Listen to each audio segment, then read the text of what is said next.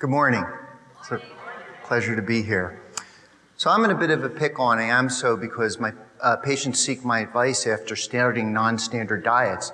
And the problem is their previous doctors see changes in their cholesterol profile that they consider unfavorable. And as a result, they recommend more standard low-fat, low-calorie diets and to take medications such as statins.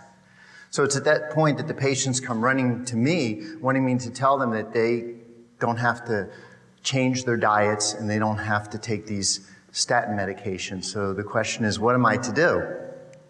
So am I a cholesterol expert? Well, I'm not a cardiologist, I'm not a lipidologist, and I'm not a researcher, but I'm a primary care doctor, a family doctor who's been in the trenches for 28 years trying to give my patients good advice. And I'd like to share with you what I know now. So we're going to talk about the history and background as it relates to cardiovascular disease and diet. And we're going to discuss some of our patients. We're going to talk about standard and advanced lipid testing. We'll talk about cardiovascular imaging.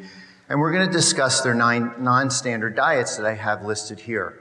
And we call them non-standard because they tend to be lower in carbohydrate, higher in natural fat, higher in saturated fat, higher in food quality and nutrient density. So it seems like we've been talking about cholesterol ever since the pathologist saw it growing in the plaque of the blood vessel wall over the last 100 years. And this is, of course, the Time magazine front cover from 1984 that talks about cholesterol and now the bad news. And then 2 years later, in 1986, the National Cholesterol Education Program declares war on cholesterol. And you know what? It's been war ever since. And this reminds me of the Cold War that actually occurs during the same time period. So this is an eerie but beautiful picture of the first experimental underwater nuclear detonation that occurred in the Marshall Islands back in 1946. And it really marked the beginning of the Cold War. Now, lucky for us, the Cold War fizzled out in the 1990s. And of course, we hope we never see this happen again, right? But when it comes to the war on cholesterol, the war is endless. And it's actually like we're living in black and white. Well, the weapons have changed, perhaps, but that war rages on and on. And so there's 2 components to this war on cholesterol. And the first is, of course, made famous by that guy Ancel Keys.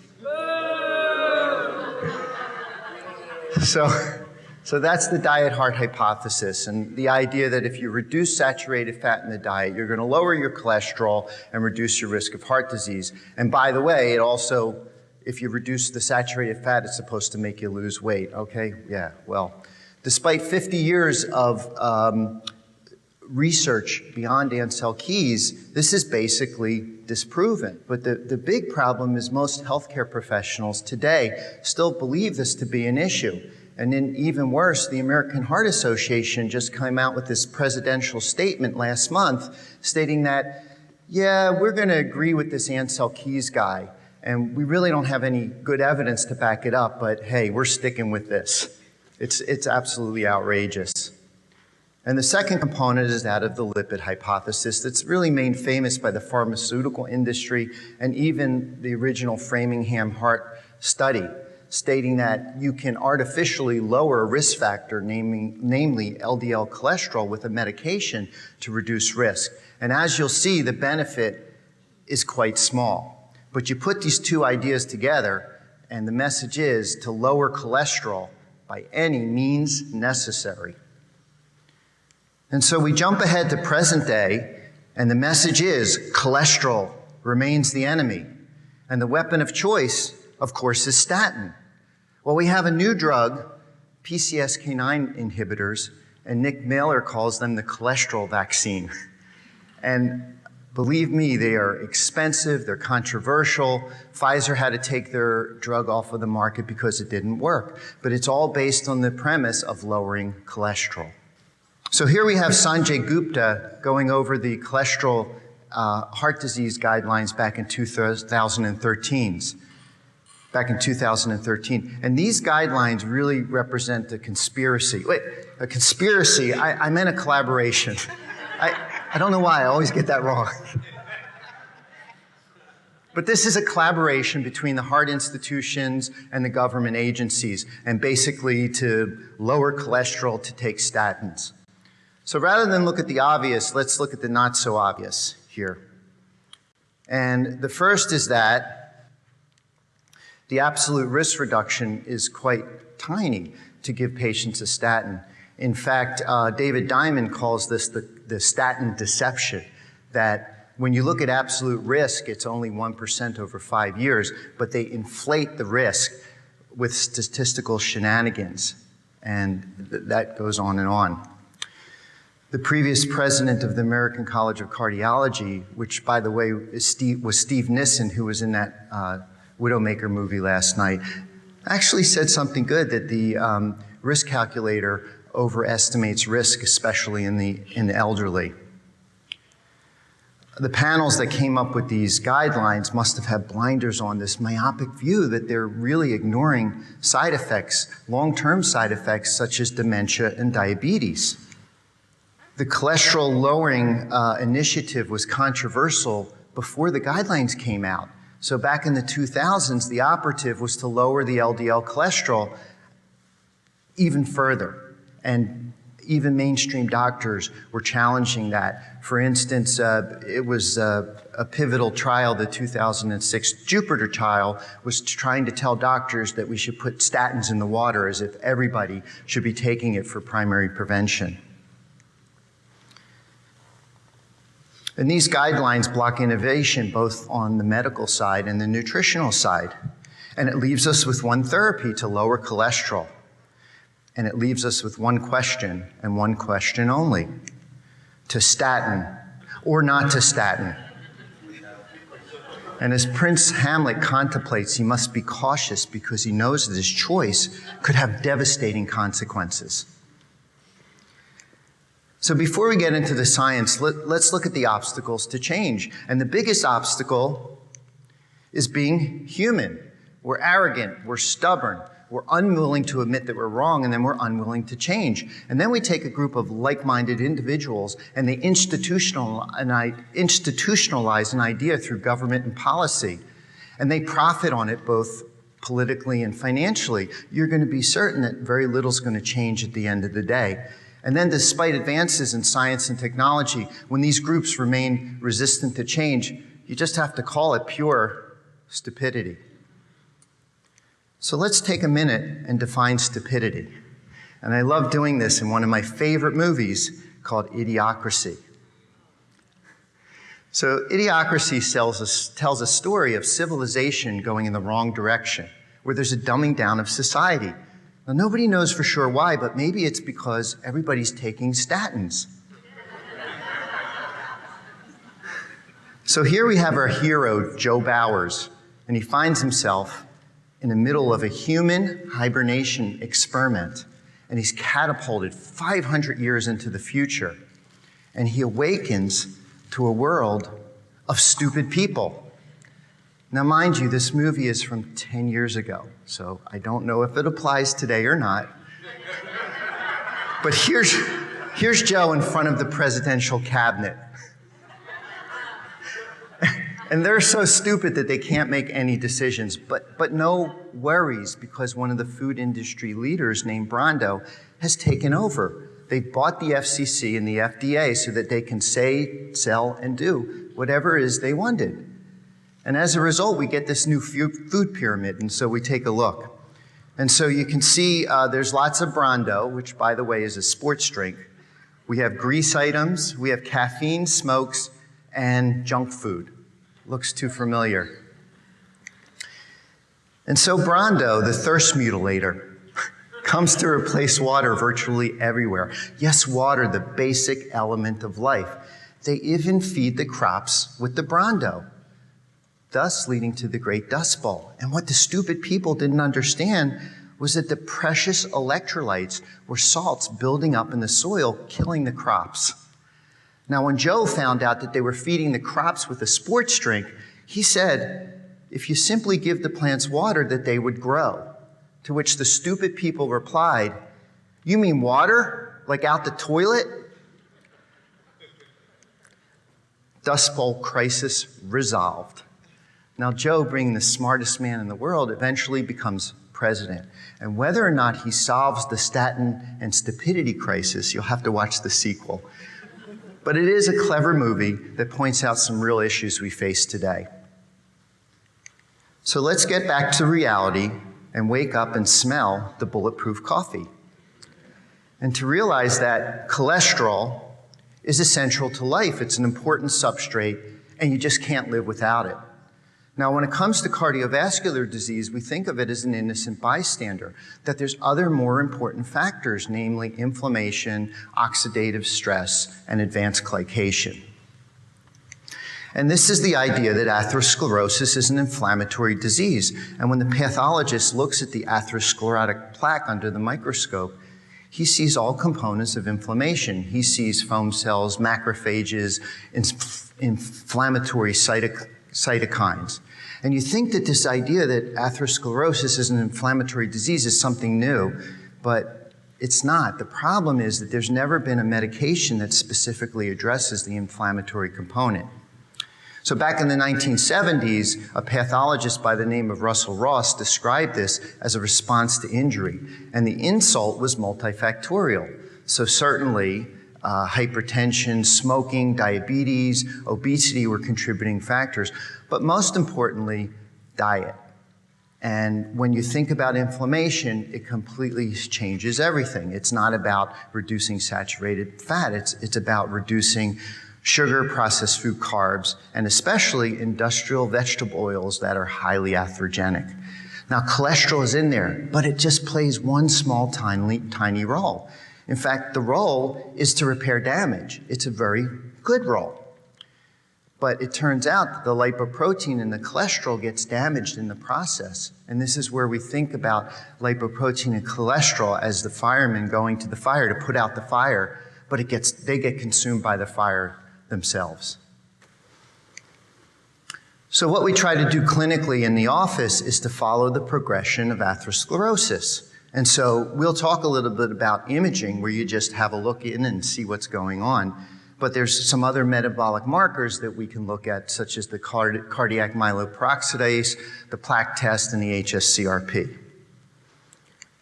But when it comes to clinical assessment and treatment in the office, it starts with eating real food. So this happens to be real lobster, New England style. Here with my buddy Ivor, and we're replenishing some vitamin D at the same time. That's what we're talking about. So we do all kinds of laboratory testing in the office. We don't have time to discuss them all, but we think the important ones are addressing, again, inflammation, looking at hormones, insulin, looking at glucose. We're going to talk about the standard and advanced lipid testing.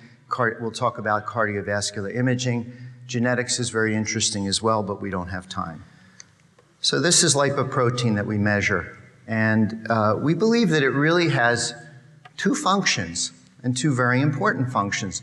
The first is really a cool function, is that it serves to transport fat-soluble nutrients, micronutrients, and energy in a water-based system. That's so cool that the body does that. The second important function is to repair damage. Okay? And we've been measuring lipoprotein in the office now. Doctors have been doing it since the 1970s. And so traditionally, we think about the standard testing, which are these big blue boats. We have the VLDL, the LDL, and the HDL. And it's not that there's good and bad cholesterol. It just is. It serves an important function. Now, there are profiles that seem to be more favorable or less favorable. And so we look at the cholesterol in a different way, where we look at the ratios that tell us a lot about the quality of the cholesterol, nutritional status, and metabolic health. And then we can look within the boats, and then the advanced testing, we can see these particles. And there tends to be large particles, small particles. The large particles seem to have a more favorable risk assessment. And then we can look at other things, such as in the green we have these particles called LPA, which we think of LDL as with an attitude. And it's interesting, as an independent marker of risk, we're not sure what it means, and especially so on a low-carb diet. And then we can look at the proteins in the lipoproteins, such as ApoB100, ApoA1.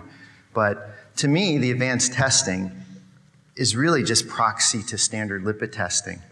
And I'll explain that a little further.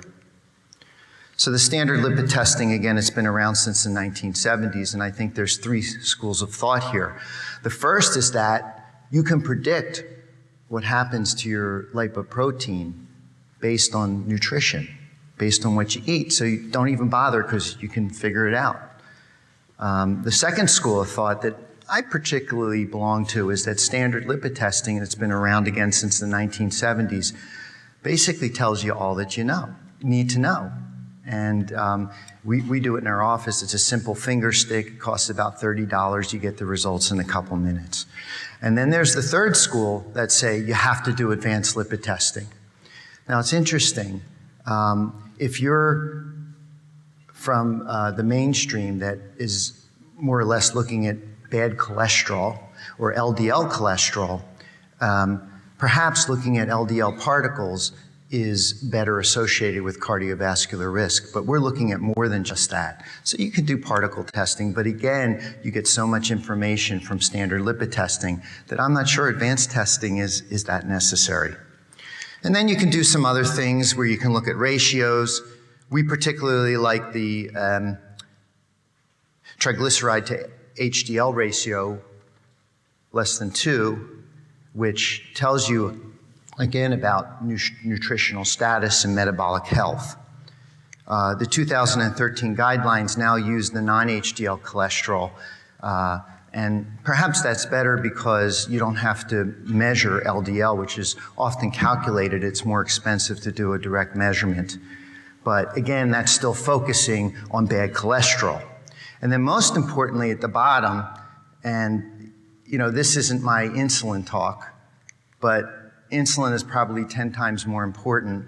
Glucose, measuring metabolic disease, is 10 times more important than looking at cholesterol. So those are really important parameters that you want to measure as well. So like I said, you can predict what happens to cholesterol with diet, and we'll look at that real quick. So we're going to compare a low-carb diet to a low-fat diet.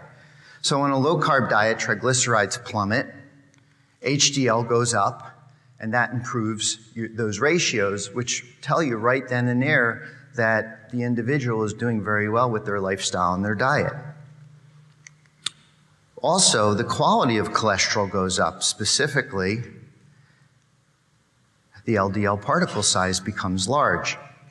Now, the LDL response is variable.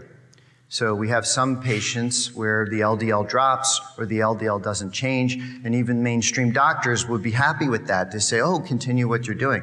But the big problem, and Dave Feldman will tell you, is that we have individuals, I'd estimate about a third, where their cholesterol skyrockets and it stays elevated. And so the big question, are those patients at increased risk for having a cardiovascular event? And it's my opinion that it does not represent risk. But I say it's my opinion because we really need more long-term studies looking at hard endpoints such as heart attack, stroke, and death to see what happens to individuals on the low-carb diet. But what's very important is to understand is LDL is just one number in the big picture. Understand? Yes. So, low-fat diet, the numbers all drop. The triglycerides, the HDL, maybe not so good.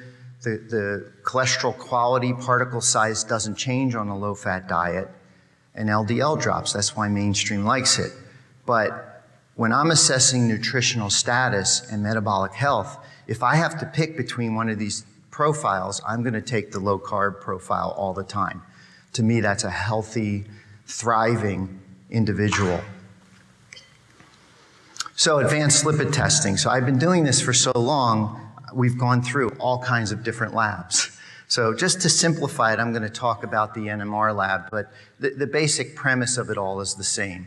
And I've tried to simplify it here with this chart.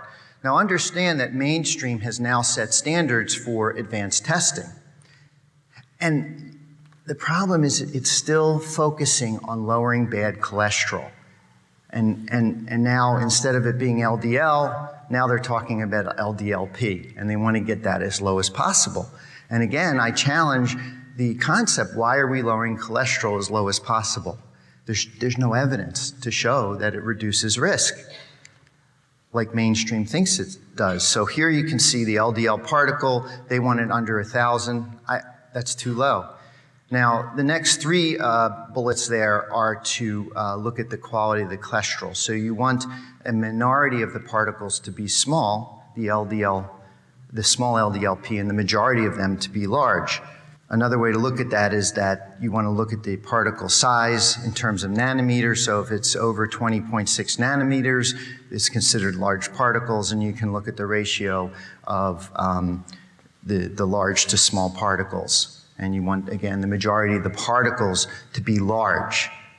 Okay, over 50% is what I suggest to my patients. And then you can do other things. You can look at ApoB100. I don't have ApoA1 listed here. Again, I have LPA listed, but as an independent marker of risk, we don't know what that means. And then there's some new advanced tests where you can look at inflammatory markers, the HSCRP, the LPPLA2, and the cardiac myeloperoxidase. So we'll talk about patients. Megan and I like to give nicknames to our patients. So this is low-carb Patsy. So Patsy was considering bariatric surgery, and on her own she discovered a low-carb diet, and she had some success. She lost about 20 pounds, and she hit a plateau. And it is that point she found me and came to my office and wanted some advice. And she was pre-diabetic, she was on thyroid medication, and so we recommended a ketogenic, a low-carb diet to Patsy. And in a year, she lost 80 pounds. Go Patsy. Fasting, sure. It's kind of, that goes hand in hand with our patients. And as you can imagine, all her metabolic markers got better. Let's take a look. So before she had lost the weight, you can actually see the only big issue is that her triglycerides are a little bit high at 163. But if you go to the bottom of the screen, the big problem was a fasting glucose of 130 and the HbA1c of 5.7. So she loses 80 pounds, every number got better. So we see this a lot. Her triglycerides went up to 84, her HDL went up to 66, and her LDL, it dropped to 81. See, that does happen in patients. And then if you look, her fasting glucose 88, HbA1c 4.8. Awesome, love it. So we can look at the advanced testing, and I only have advanced testing after treatment. And with Patsy, okay, her particles are in the yellow zone, but that doesn't particularly bother me. It's predominantly large particles. Her LPA is high, and again, we're not sure what that means. When we look at inflammatory markers, the HSCRP is a little bit high. Oops, we like that under 2 normally. But we think that that has something to do with her thyroid condition. So she's continuing to work with what she's doing. So then we have some cardiovascular imaging. So I didn't do a calcium score on Patsy, although I always bug my patients to do them. Not everyone does it, but as a surrogate test, we do carotid testing as well. Now there's 2 components to the carotid test. There's carotid intima thickening test on the bottom, and then you can actually look in the lumen to see if there's plaque. Now as it turns out, the intima media thickness test, which seems to be an industry standard, doesn't correlate with cardiovascular events. We've read several papers and review papers that show that there's no correlation. So what we do is look for the plaque in the lumen itself, just to get a rough idea as to what's going on. And she just had a threshold of plaque going on, as you can see. And so Patsy's doing great. So we're not going to change medication. We're not going to add medication. We're going to have her continue doing what she's doing. Okay, so here we have Primal Eric, and this is a Dave Feldman example patient. So Eric, awesome guy, loved the picture, love his baby. So really compliant, did everything as the doctors tell him to do. So his previous doctor, this is again back in the 2000s with this Jupiter trial, was concerned about Eric's cholesterol and had wanted to lower cholesterol. And look, the doctor is trying to do the best he can for his patient. We all want to help our patients. And so based on these new guidelines, he placed Eric on all kinds of medication. So that included a statin, to which Eric developed a true liver toxicity.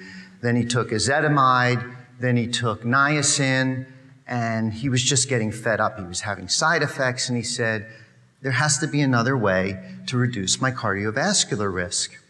So he went out and did some research, and he started doing this primal diet. He lost 10 pounds. He was always very active, and he felt great. But wait until you see what happens to his cholesterol. So this is before he started any medication. And you can see it's actually not so bad. His HDL is a little bit low. His LDL doesn't particularly bother me. And the rest of the markers aren't so bad. So again, he stops medication, he goes on his primal diet, and his LDL explodes to 190. Oh boy. Okay, and the non-HDL just kind of correlates with LDL. So you see that up as well. But look at his glucose and A1C are excellent. His advanced testing, as you can imagine, that also exploded. Let's see if we can get it to come up. His particles went up to 2100. But again, it's all large particle. And his inflammatory markers were not so bad. So, what are we going to do with him? So we did a carotid test, a limited Doppler, and he has no plaque. I tried to assess my database back in the office today, but the server crashed. I'm trying to recall, I had been bugging him for a calcium score, and I believe it's 0, but don't hold me to that.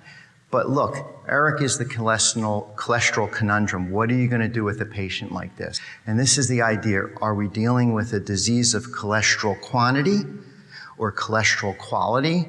Or is it something else like metabolic disease? So with all our patients, what's important is for them to be well informed.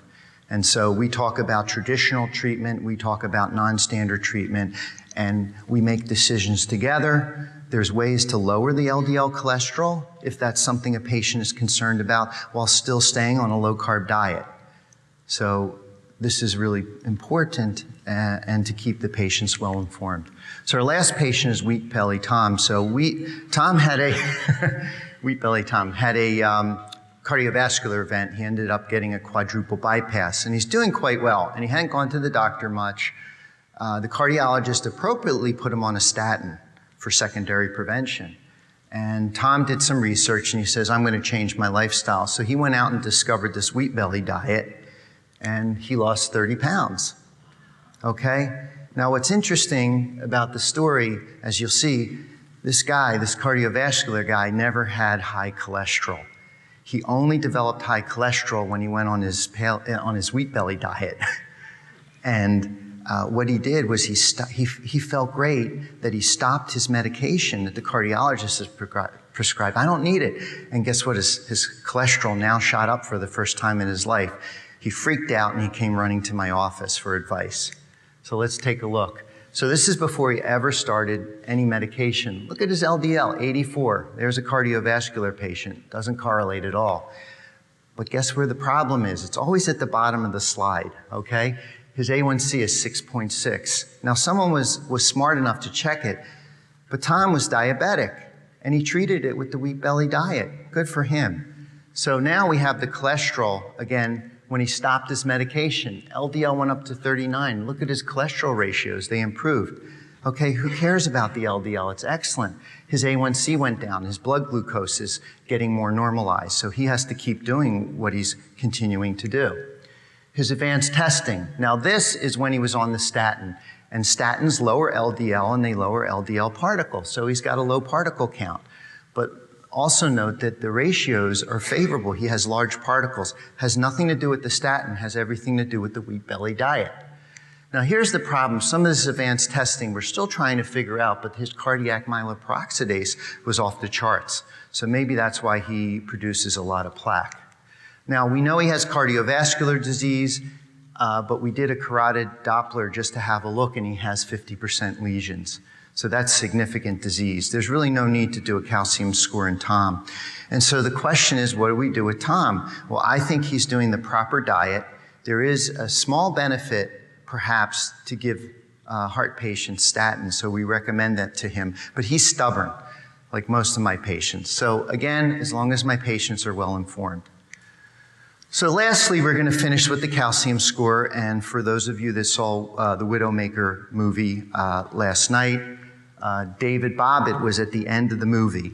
And he's actually sponsoring, Ivor Cummins and I are coming out with a book, hopefully later in the year. And yeah, David is a real philanthropist. So at any rate, we have 2 calcium scores. So it's a high-speed CAT scan that can take a picture of the tiny little coronary arteries, and it can see the calcium. And calcium is really representative of plaque. And so on the right, we have an individual with a very high calcium score. You can see all the white plaque that I circled in red. So that's the left anterior descending artery, or what we call the Widowmaker artery for obvious reasons. So I'm sad to say that I had a very dear friend who just passed away a couple weeks ago from a Widowmaker event. It's still happening today. But on the right side, we have another individual, and you can see the left anterior descending artery doesn't have any plaque or calcium at all. So that's a perfect 0 score. And that is the trend throughout the entire series. And what's important is that person is me. And my picture, yeah. Now, I just had my second scan this year, and it remains 0. So good for me. I get a 15-year warranty that I won't drop dead now or in the next 15 years like my friend, unfortunately. When you actually look at the data. And so maybe it's everything I'm doing right over the last 18 years that I have a 0 calcium score. I may be genetically lucky as well. But the calcium score is not a risk factor. This is crucial. It is a disease marker. That is night and day, people, okay? That's night and day. You see the disease itself, okay? So just real quick, this chart just shows you as your calcium score goes from 0 to 1,000, your risk can go up of 37 times of having an event. This is reproducible, it's quantifiable, and it's based on thousands of subjects. And you see, this really has very little to do with cholesterol. In fact, Ivor and I have found about 19 studies now where they compare bad cholesterol to the calcium score or Framingham to calcium, and it doesn't correlate. What does that mean? If you have a surrogate test that does, or measurement that doesn't correlate with the gold standard, you probably should just ignore it. This is the power right here. So we'll finish with some healthcare politics. Why not? So as the administrations are sitting there arguing about how they're going to pay for this expensive healthcare system and who's going to have access to it, you see people are getting sicker and sicker, and the cost of healthcare continues to rise. And the problem really lies at the core, that the system is based on sick care. They're putting out fires rather than preventing them in the first place. And don't take it from me when it comes to heart disease and the rise of that and the problems with it. The American Heart Association this year just came out with a statement stating that the prevalence of heart disease is on a rise much greater than they anticipated. And by 2035, they predict that over half the American population is going to have some kind of heart disease. That's like frightening, okay? So the American Heart Association, they're admitting, yeah, there's a huge problem, but they don't know what the F to do about it. It's crazy. They need to get their heads out of the cholesterol hole and see the big picture. They need to address metabolic disease is what they need to do. And so to bring about change will be a challenge. Imagine that we have to recruit healthcare professionals, the pharmaceutical industry, we have to recruit the food industry, and then government to make policy change. Now, luckily, we have groups like the Nutrition Coalition here in the US from Nina Teicholz and PHC in the UK, who will help to bring about this movement and this change. But until the time we see change, the question remains, can we make America healthy again, and the rest of the world for that matter? Thank you.